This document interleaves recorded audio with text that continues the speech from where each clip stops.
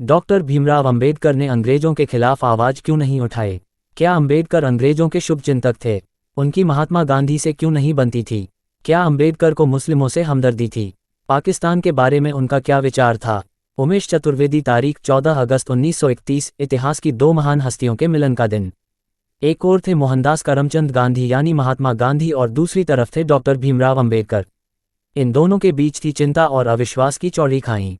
यह मुलाकात Simon commission की भारत यात्रा के दरमियान हो रही थी। इसका मकसद था दलितों के मुद्दे पर उभरे आपसी मतभेदों को दूर करना। इस मुलाकात के दौरान गांधी का लहजा नर्म था, हमेशा की तरह, लेकिन आवाज में जानी पहचानी दृढ़ता थी। उन्होंने अंबेडकर से पूछा, मैं अछूत माने जाने वाले लोगों की समस्याओं के बारे में तब से सोच रहा हूं जब आप पैदा भी नहीं हुए थे। ऐसे में मुझे बड़ा अचरज होता है कि आप मुझे उस तबके का हितैषी नहीं मानते। डॉक्टर अंबेडकर ने मार्क्सवाद का विरोध क्यों किया था? ये भी सुने या पढ़ें। अंबेडकर की सुनी होती तो चीन से धोखा नहीं खाते। गांधी उस वक्त तक भारतीय जनमानस का केंद्र बिंदु बन चुके थे। उनकी प्रतिष्ठा अपार थी। उनकी एक आवाज पर लाखों लोग खींचे आते थे। लेकिन गांधी की शख्सियत का अंबेडकर पर कोई असर नहीं हुआ। उन्होंने गांधी के सवाल का एकदम तीखा जवाब दिया। अंबेडकर ने कहा, अगर आप अछूतों के खैरख्वाह होते तो कांग्रेस का सदस्य बनने के लिए खादी पहनने के बजाय छुआछूत खत्म करने को पहली शर्त बनाते। भारत छोड़ो आंदोलन। अंबेडकर ने गांधी को जो जवाब दिया वह उनकी शख्सियत को समझने का सूत्र है। उनके जवाब से साफ जाहिर होता है कि आज़ादी का ख्याल उनके मन में दूर दूर तक नहीं था। जब पूरा मुल्क आज़ादी के लिए अपना खून पसीना एक कर रहा था, उस वक्त अंबेडकर कुछ और ही सोच रहे थे। वह उस वक्त अंग्रेजों के साथ खड़े थे, छिपे तौर पर नहीं, खुलकर। मशहूर पत्रकार अरुण शौरी अपनी चर्चित किताब वर्शिपिंग फॉल्स गॉड्स में अंबेडकर की जिंदगी के ऐसे पहलुओं पर रोशनी डालते हैं जिन पर इतिहास की कम ही नजर गई है।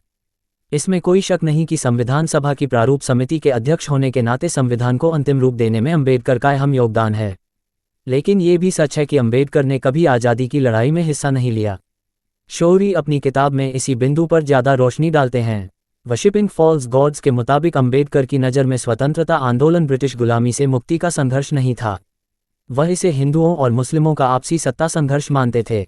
उन्होंने संविधान सभा का सदस्य रहते हुए साल 1946 में यह बात खुलकर कही थी। उन्होंने यहाँ तक कह दिया था, कांग्रेस मध्यवर्गीय हिंदुओं की संस्था है जिसे हिंदू पूंजीपतियों का समर्थन हासिल है। इसका लक्ष्य भारतीयों की स्वतंत्रता नहीं बल्कि ब्रिटेन के नियंत्रण से मुक्त होना और सत्ता प्राप्त करना है।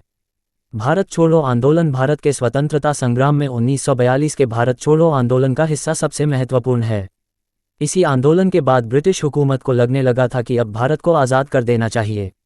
अंग्रेजी सरकार का रिकॉर्ड बताता है कि भारत छोड़ो आंदोलन के दौरान करीब 24,000 लोग बर्बर दमन के चलते शहीद हुए।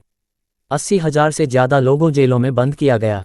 ध्यान रहे कि ये सरकारी आंकड़े हैं, गिरफ्तार और शहीद होने वालों की संख्या इससे कई गुना ज़्यादा रही होगी। लेकिन हैरानी की बात है कि अंबेडकर का इस आंदोलन में कोई योगदान नहीं था। जब देश के नौजवानों से लेकर बुजुर्ग और बच्चे तक भारत छोड़ो आंदोलन का हिस्सा बन रहे थे, उस वक्त अंबेडकर वायसराय की काउंसिल के सदस्य थे। आज की भाषा में कहें तो ब्रिटिश हुकूमत में कैबिनेट मिनिस्टर थे अंबेडकर। उस सरकार के मंत्री जो अहिंसक आंदोलनकारियों पर बेरहमी से लाठियां और गोलियां बरसा रही थी। असल में अंबेडकर इस आंदोलन के दशकों पहले से अंग्रेजों के साथ मिलकर काम कर रहे थे। अंबेडकर ने साइमन कमीशन के सामने दलितों के लिए अलग निर्वाचन व्यवस्था की मांग भी की। ब्रिटिश हुकूमत ने अगस्त 1932 में उनकी मांग को स्वीकार कर लिया और दलित समुदाय को 2 वोट देने का अधिकार दे दिया। लेकिन महात्मा गांधी ने इसका कड़ा विरोध किया। उनका मानना था कि ब्रिटिश सरकार इस तरह की व्यवस्था से हिंदू समुदाय को बांटना चाहती है ताकि वह जन आंदोलन को कमजोर कर सके। उस वक्त गांधी दांडी यात्रा के चलते गिरफ्तार थे और पुणे के यरवदा जेल में बंद थे। उन्होंने जेल में ही दलितों के लिए अलग निर्वाचन मंडल के विरोध में आमरण अनशन किया। आखिर में गांधी की लोकप्रियता के आगे अंबेडकर को झुकना पड़ा। उन्होंने सितंबर 1932 में गांधी के साथ समझौता किया, जिसे पूना पैक्ट के नाम से जाना जाता है। मौजूदा भीम मीम यानी दलित मुस्लिम गठजोड़ की खूब बात होती है। इसके जरिए ये संदेश देने की कोशिश होती है कि अंबेडकर को मुस्लिमों से भी हमदर्दी थी। लेकिन हकीकत इससे ठीक उलट है। उनका मानना था कि मुस्लिम देश से ज़्यादा अपने मजहब के प्रति वफादार होते हैं। पाकिस्तान का विचार मशहूर शायर अल्लामा इकबाल यानी मोहम्मद इकबाल ने दिया, लेकिन उसे सैद्धांतिक आधार देने वाले अंबेडकर ही थे। उन्होंने अपनी किताब थॉट्स ऑन पाकिस्तान में तार्किक ढंग से लिखा है कि पाकिस्तान का गठन क्यों जरूरी है। इसी किताब के आधार पर राष्ट्रवादी विचारधारा के लोग अक्सर अंबेडकर पर निशाना साधते रहे हैं। अंबेडकर भारत के लोकतंत्र का आधार माने जाने वाले संविधान के निर्माता थे।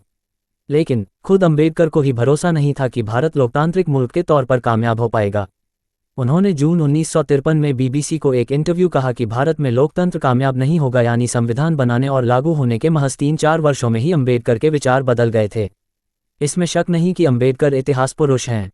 उन्होंने दलितों के उत्थान के लिए कई सफल प्रयास किए, संविधान बनाने में भी महत्वपूर्ण भूमिका निभाई।